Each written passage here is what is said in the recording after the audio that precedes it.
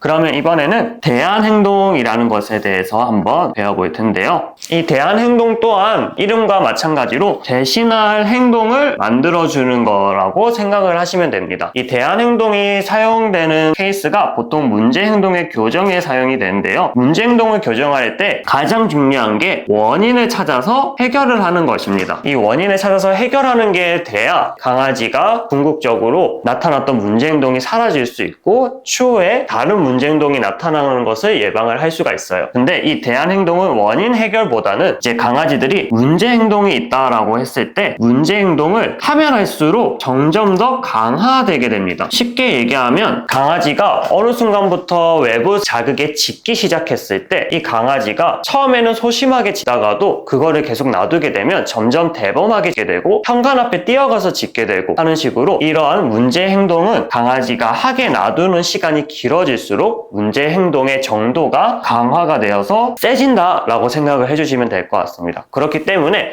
문제 행동을 교정을 하려고 하면 이 문제 행동을 당장 하지 못하게 막는 것을 하게 되는데 이것이 바로 대안행동입니다. 이 대안행동을 통해서 당장 문제 행동을 하지 않게 1차적으로 막아서 강화를 막아주는 거고요. 그 다음에 원인 해결을 동시에 해주셔야 문제 해결이 완벽하게 이루어질 수가 있습니다. 그래서 이 대안행동은 강아지의 문제 행동에 대한 해결책보다는 원인 해결을 하는 동안 잠깐 강아지가 그 행동을 강화시키지 못하는 수단 중에 하나라고 생각을 해주시면 될 것 같습니다. 이 대안행동을 이제 조금 더 상세하게 설명을 해드리면 강아지가 점프를 하면 뒷다리에 무리가 많이 가고 부상을 입는 경우가 굉장히 많죠. 우리나라엔 특히 소형견을 많이 키우고 있어서 슬개골이 안 좋은 친구들이 굉장히 많을 거예요. 그래서 보호자님을 봤을 때 계속 점프를 하는 친구가 있다라고 하면 이 친구한테 점프 대신 할 만한 행동을 주는 거예요. 그런 걸로 대표적으로 앉아나 엎드려 같은 것들이 있을 수 있겠죠. 이제 앉아나 엎드린 상태에서는 강아지가 점프를 할 수가 없겠죠. 이렇게 상반되는 행동을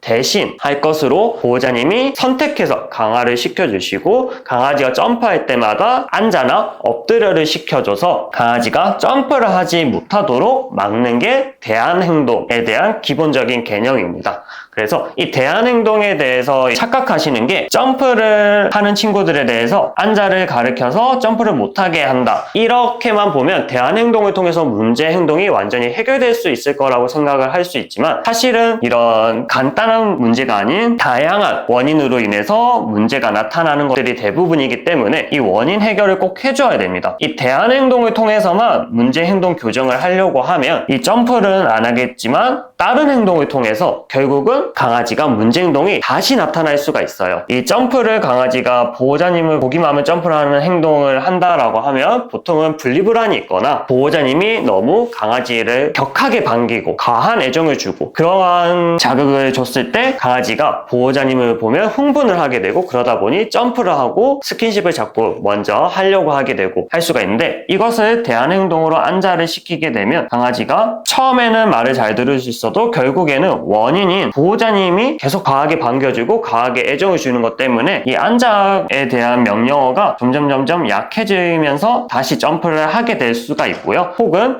점프가 아닌 다른 행동을 통해서 앉아서 할 수 있는 문제 행동으로 짖을 수도 있겠죠. 그래서 보호자님이 점프를 못하게 하고 앉게 안 해? 그러면 앉은 상태에서 이 친구가 이제 요구성 행동으로 짖음이라는 다른 문제 행동이 나타나게 될 수도 있습니다. 그렇기 때문에 문제 행동을 교정을 하려면 이 원인 해결을 꼭 해야 되는데 대안행동은 원인 해결을 할 수는 없고 문제 행동이 강화되는 것을 막기 위한 수단 정도로만 사용을 하는 거기 때문에 이 대안행동을 문제 행동을 해결하는 궁극적인 교육 방법으로 사용을 하시는 것은 올바르지 않은 방법이라고 말씀드릴 수 있을 것 같습니다.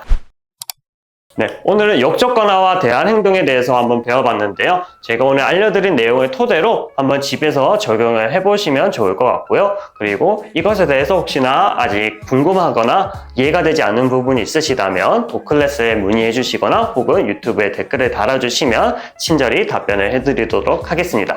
그럼 오늘 이것으로 역적권화와 대안행동에 대한 강의를 마치도록 하겠습니다. 감사합니다.